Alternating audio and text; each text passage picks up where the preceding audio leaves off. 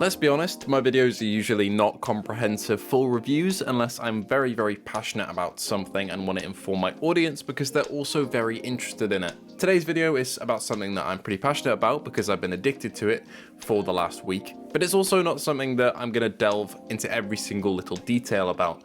It's just something I want to gush over, because I didn't know what Remnant 2 was a week ago. I got told, this game's coming out, do you want to buy it? It's co-op with 3 people, it'll be fun. It's basically Dark Souls with guns, and I said yeah. And now a week later, I'm finding time every day to hop on and play. What was that? Was that me? Ah, my dog revived me. Yeah, you just targeted me with some sort of nuke. I thought I used the healing one. That was that was a concussive one. Remnant 2 is essentially that. It's a Souls-like with guns, but also not really. Essentially, you have several overworlds with dungeons and bosses to clear in all of them, and doing so allows you to upgrade your guns, clothing, rings, amulets, adding buffs and effects for each of these items, just like your classic looters and games, where you can customize your build and loadout. Now, I didn't play the first Remnant game, so I really had no idea what story I was getting myself into, and to be honest, most of the time during the dialogue and exposition, I did not pay too much attention. Because this is the fucking slowest lift that goes the highest up.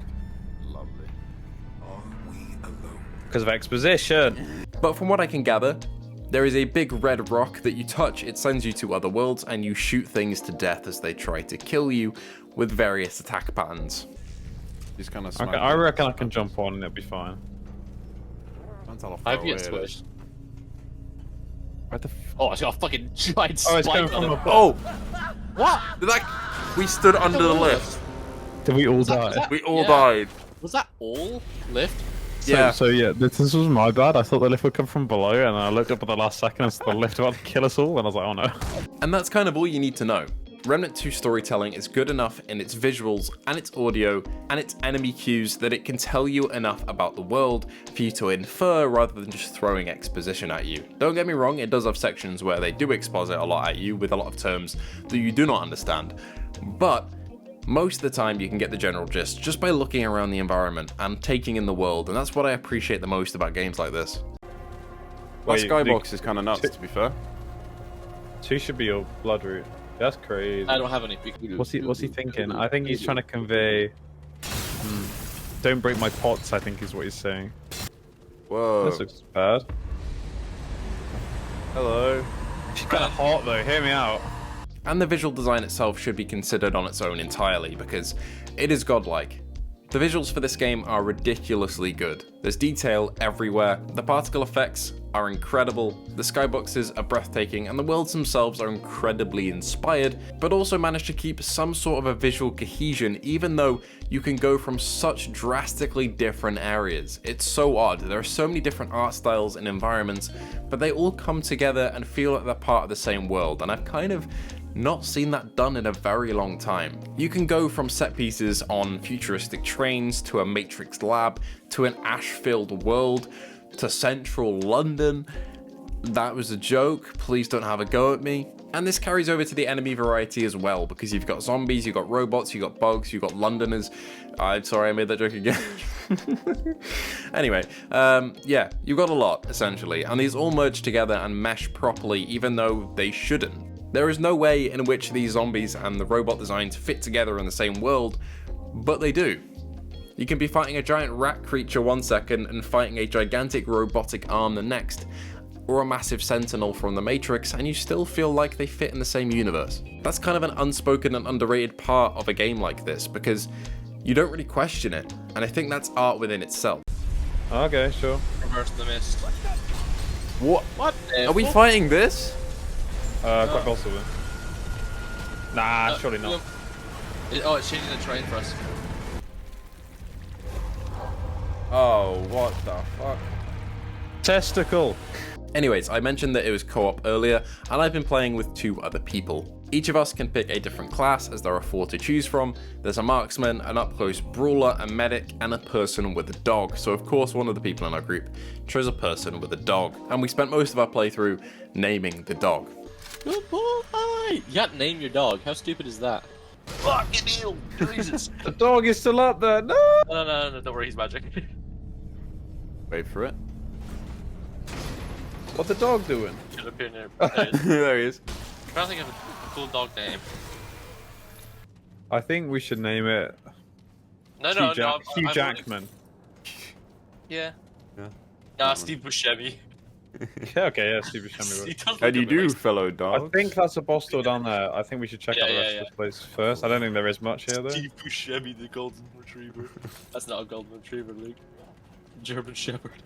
I've actually just realised we're several minutes into this video and I haven't even mentioned the gameplay loop, which is essentially shoot, loot, die, repeat. But it's a lot of fun shooting. The bosses are pretty satisfying, some have very, very quick and cheap attacks occasionally, but most of the time you can get their attack patterns down, know exactly what to do within a few runs, and spending, 30 to 40 minutes on a single boss, going again and again with your mates, it's a lot of fun, and it's really rewarding when you get to the end.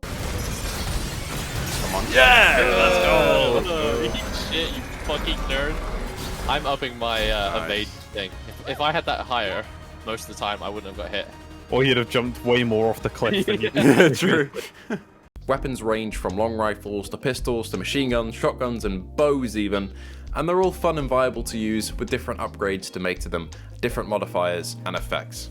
Customization has everything you'd really want from a game of this genre. You can customize different rings to give you effects of debuffs and buffs, to nerf enemy effects or to buff yourself, increase damage, increase evade distance, and of course you get traits to upgrade for yourself through trait cards. Ultimately working your way up to be more and more powerful to be able to take on better enemies. And everything I've just described to you today is why I've been playing Remnant 2 so much over the last couple of days. Within the first day of playing, I sat there for 7 hours and basically didn't move, which probably isn't very healthy, but it was fun, and that's what's most important. Good job, Doggy. What the fuck is that? What the fuck is that? Dead. Big one? Where's big one incoming? I think he lied. Oh no, he didn't lie. No, Steve Buscemi, run! Good Steve. Bye, Steve. However, I like to be all positive in these videos, and it is positive, but there is one negative that I've got to throw at you, and that is how the game is optimized. It probably plays well on PlayStation and on Xbox, but I didn't get the game on PlayStation or on Xbox, even though I own a PlayStation. I got it on PC, and I am getting more frames than I would do on PS5, on PC, but not enough frames that you'd expect.